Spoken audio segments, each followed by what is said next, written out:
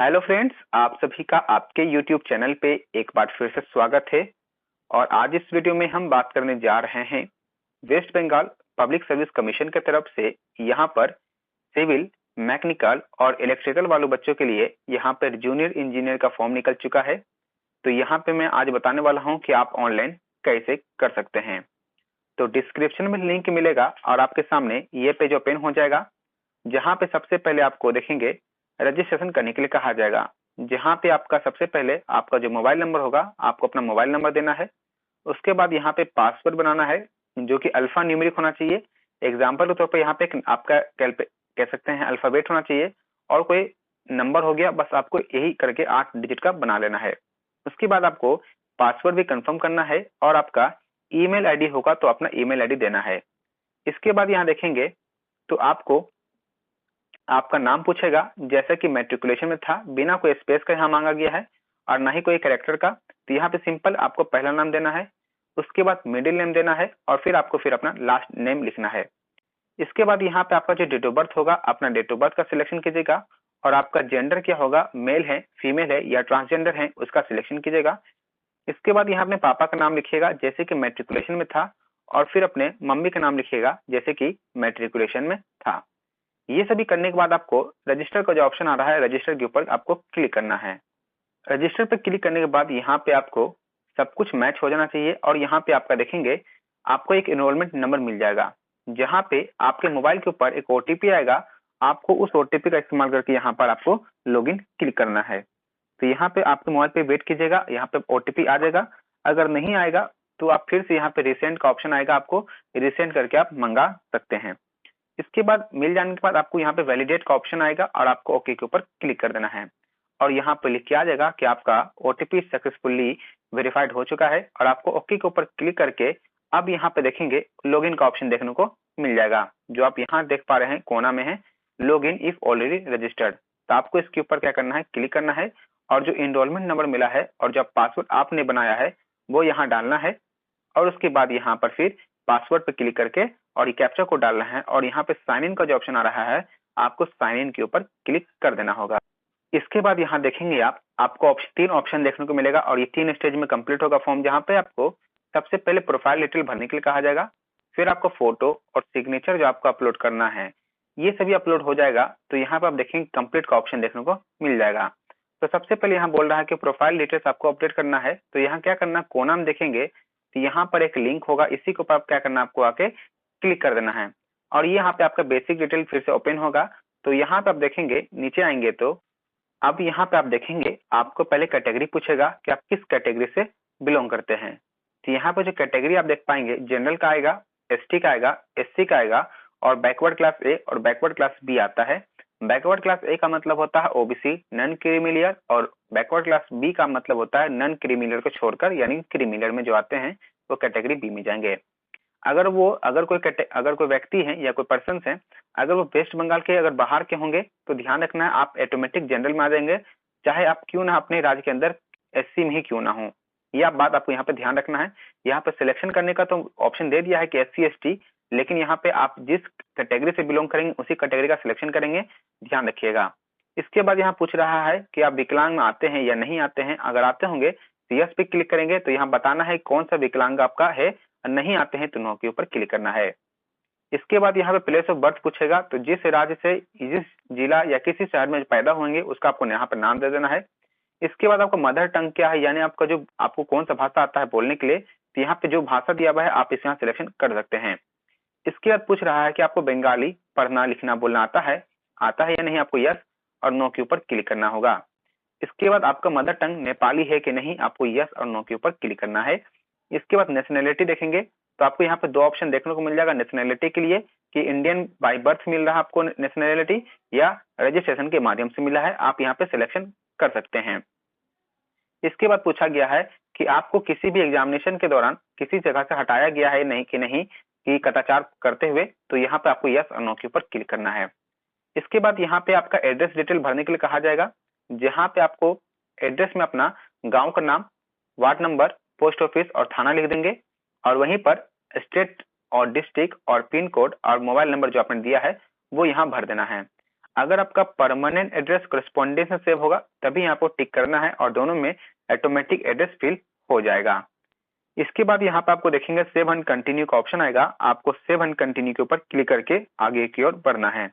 और यहाँ देखिए लिख क्या रहा है कि you should be either Bengali और नेपाली स्पीकिंग पर्सन, यानी कि इस फॉर्म को भरने के लिए आपको बंगाली या नेपाली बोलना आना जरूरी है। तो अगर नहीं आता है बंगाली बोलने तो या नेपाली बोलने तो आप इस फॉर्म का अप्लाई नहीं कर सकते हैं। ये यहाँ पे साफ साफ मेंशन कर दिया गया है। आपको सेव एंड कंटिन्यू पे क्लिक करके आपको आगे की ओर बढ़ना होगा। साथ में यहाँ ये भी कह दिया कि आपका मदर टंग जो है वो नेपाली होना ही चाहिए। अगर आपको नेपाली बोलने आ रहा है तो नेपाली आपका रहना चाहिए। इसके बाद ही यहाँ पर आपको सेव एंड कंटिन्यू का ऑप्शन देखने को मिलेगा। फिर सेव एंड कंटिन्यू के ऊपर क्लिक करके आगे की ओर बढ़ना है, जहाँ पे आपको फोटो और सिग्नेचर अपलोड करने के लिए कहा जाएगा। तो यहीं पे आपको देखेंगे फोटो और सिग्नेचर का ऑप्शन देखने को मिल रहा होगा।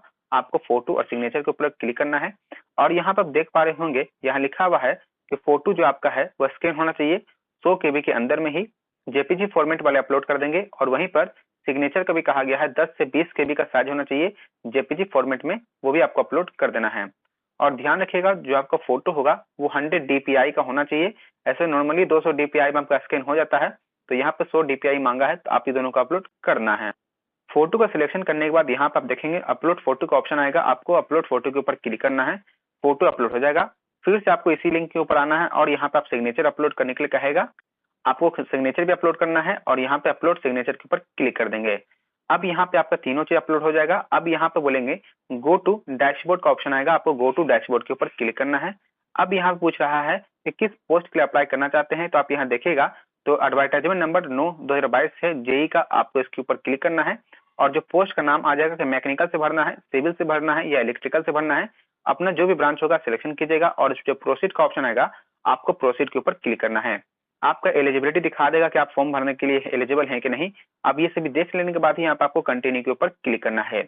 अब यहाँ पे क्या बोलेगा, क्वालिफिकेशन डिटेल आपको भरने के लिए कह रहा है, जिसमें पूछ रहा है कि आप डिप्लोमा कंप्लीट किए हैं या ग्रेजुएशन कंप्लीट किए हैं यानी बीटेक कंप्लीट किए हैं, तो जो भी आपका होगा आपको यहाँ पे सिलेक्शन कर लेना है। इसके बाद कौन सा डिग्री है, तो डिप्लोमा इंजीनियरिंग टेक्नोलॉजी हो गया, वो भरना है।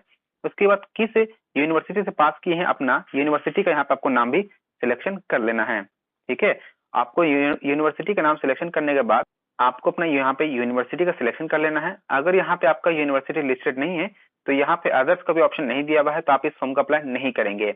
इसके बाद यहाँ पे मैकेनिकल इंजीनियरिंग का स्ट्रीम पूछेगा तो अपना सिलेक्शन कर लीजिएगा, जो भी आपका ब्रांच देखने को मिलेगा। इसके बाद यहाँ पर आप देखेंगे कि कब पास किए हैं उसका आपको यहाँ पर डेट दे देना है या ईयर दे देना है। उसके बाद कौन सा ईयर कौन से क्लास से पास किए हैं, फर्स्ट सेकेंड थर्ड जो होगा दे दीजिएगा। अगर यहाँ पे परसेंटेज सीजीपीए में होगा, अगर आपको परसेंटेज में कन्वर्ट करना है तो यहाँ पे क्लिक करना है। इसके बाद यहाँ पे आपको सेव डिटेल के ऊपर क्लिक करना है। ये सभी भर देने के बाद यहाँ पे पूछेगा कि आपका रिसर्च एक्सपीरियंस है कि नहीं, यस और नो के ऊपर क्लिक करना है। ये आपके पास कोई एक्सपीरियंस है कि नहीं, तो आपको यस और नो के ऊपर क्लिक करना है। इसके बाद यहाँ पर आप देखेंगे प्रोसीड का ऑप्शन देखने को मिलेगा, आपको प्रोसीड के ऊपर क्लिक करना है। इससे पहले आप यहाँ देखेंगे एड क्वालिफिकेशन का ऑप्शन आएगा, आपको एड क्वालिफिकेशन के ऊपर क्या करना है, एक बार क्लिक करना है।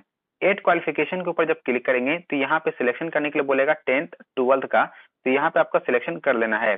उसके बाद यहाँ पे 10th सिर्फ देना है, 12th देना है और आपका डिप्लोमा या ग्रेजुएशन जो भी होगा आपको यहाँ सिलेक्शन करना है। इसके बाद किस जगह से पास किए हैं, किस बोर्ड से, उस बोर्ड का सिलेक्शन करना है। कौन सा आपका यहाँ पर सब्जेक्ट था वो देना है। उसके बाद कब पास किए हैं वो ईयर देना है। कौन सा डिवीजन से पास किए हैं उसका सिलेक्शन करना है और कितना परसेंटेज आया है आप उसका सिलेक्शन कीजिएगा। ये करने के बाद आपको यहाँ पे सेव का ऑप्शन आएगा, सेव के ऊपर क्लिक कर देना है। और ये सभी भर देने के बाद आपको प्रोसीड का ऑप्शन नीचे देखने को मिलेगा, आपको प्रोसीड के ऊपर क्लिक करना है। इसके बाद ये पूछ रहा है कि आपको यहाँ पर एज में रिलैक्सेशन चाहिए कि नहीं चाहिए, आपको यस और नो के ऊपर क्लिक करना है। तो यहाँ पर जो डार्क हुआ है वो आपका नो का सिलेक्शन हुआ है, ये ध्यान रखना है। अगर आपको यस के ऊपर जाना है तो आपको यस के ऊपर डार्क करना पड़ेगा, अगर नहीं है तो नो के ऊपर क्लिक करके सेव एंड कंटिन्यू का ऑप्शन आएगा, आपको सेव एंड कंटिन्यू के ऊपर क्लिक कर देना है। अब यहाँ पे आपका देखेंगे तो आपका पूरा डिटेल यहाँ देखने को मिल जाएगा और यहाँ पर देखेंगे आपका फॉर्म अगर सब कुछ सही है तो ही यहाँ पर सबमिट का एप्लीकेशन कीजिएगा। अगर कुछ गलती है तो अभी भी बैक टू माय एप्लीकेशन का ऑप्शन आएगा, आप यहाँ को सही कर सकते हैं। सब कुछ सही होगा तो आपको यहाँ 2 डिक्लेरेशन देखने को मिलेगा, आपको इस दोनों डिक्लेरेशन के ऊपर क्लिक करना है और जो सबमिट द एप्लीकेशन ऑप्शन दिखा है तो आपको इसके ऊपर क्लिक कर यहाँ पर फॉर्म कंप्लीट होगा। अभी यहाँ पे कुछ एरर चल रहा है, यहाँ पे लिख के आ रहा है कि अभी यहाँ पे थोड़ा सा एरर, बाद में सही हो जाएगा तो आप इसको सही करके फॉर्म को कंप्लीट कर लीजिएगा। तो अभी थोड़ा सर्वर का प्रॉब्लम है तो इसलिए यहाँ पे कुछ नहीं कर सकता मैं भी, तो यहाँ पे आपको बार बार करते रहना होगा और ये कंप्लीट हो जाएगा। अब यहाँ पे क्या करना है, पेमेंट करने के लिए कह रहा है, तो यहाँ पे पेमेंट करने के लिए आपको दो मेथड दिया गया है, ऑफलाइन या ऑनलाइन के माध्यम से। तो ऑफलाइन आप यहाँ पे प्रीफर मत कीजिएगा, मैं आपको हमेशा बोलूंगा कि ऑनलाइन पे कीजिए। ऑनलाइन सबसे अच्छा होता है, तुरंत हो जाता है, और ऑफलाइन में चालान निकालने के बाद बैंक में जाइए, बैंक में जमा कीजिए, उसके बाद यहाँ पे प्रोसेस होता है जो कि लंबा हो जाता है। ऑनलाइन तुरंत पेमेंट होता है, तुरंत कर लेंगे। तो यहाँ पे देखेंगे लिखा हुआ भी है, अगर पेमेंट करने के दौरान अगर आपका पेमेंट कट जाता है, अगर फॉर्म कंप्लीट नहीं हो पा रहा है, तो आपको कम से कम 48 घंटा रुकिएगा और ये आपका पेमेंट सही हो जाएगा। अपडेट करके फिर आप यहाँ पे प्रिंट निकाल सकते हैं। ऑनलाइन पेमेंट के ऊपर क्लिक करना है और यहाँ बिल डेस्क का ऑप्शन आएगा, आपको बिल डेस्क के ऊपर क्लिक करना है और यहाँ पे देखेंगे कितना फीस कटेगा वो देखने को मिलेगा, और आपको पे नाउ का ऑप्शन आएगा, पे नाउ के ऊपर क्लिक करना है। पे नाउ के ऊपर जब क्लिक करेंगे तो यहाँ पे credit card, debit card, net banking के माध्यम से पे कर सकते हैं। तो यहाँ पे कार्ड का नंबर देना है, एक्सपायरी डिटेल देना है और सीवीवी नंबर और कार्ड का होल्डर नेम देना है और मेक पेमेंट के ऊपर क्लिक करना है। इसके बाद आपके मोबाइल पे एक ओटीपी आएगा, उस ओटीपी का इस्तेमाल करके यहाँ पे वेरिफिकेशन कीजिएगा, आपका यहाँ पे पेमेंट कंप्लीट होगा और फिर से आपको बैक कर दिया जाएगा और वहां पर आपको देखा जाएगा, फिर से लॉगिन करने के लिए कहा तो करिएगा और यहाँ पर व्यू एप्लीकेशन का मिल जाएगा ऑप्शन, तो आपको व्यू के ऊपर क्लिक करके यहाँ पर आपका कंप्लीट हो जाएगा। इस प्रकार से जो फॉर्म है आपका कंप्लीटली फिल हो जाएगा। अगर अभी भी कहीं प्रॉब्लम हो रहा है फॉर्म फिलअप करने में तो कमेंट कीजिएगा, मैं आपको उसका जवाब जरूर दूंगा। तो मिलेंगे जल्दी नेक्स्ट वीडियो में इसी प्रकार के अपडेट के साथ। Thank you for watching this video.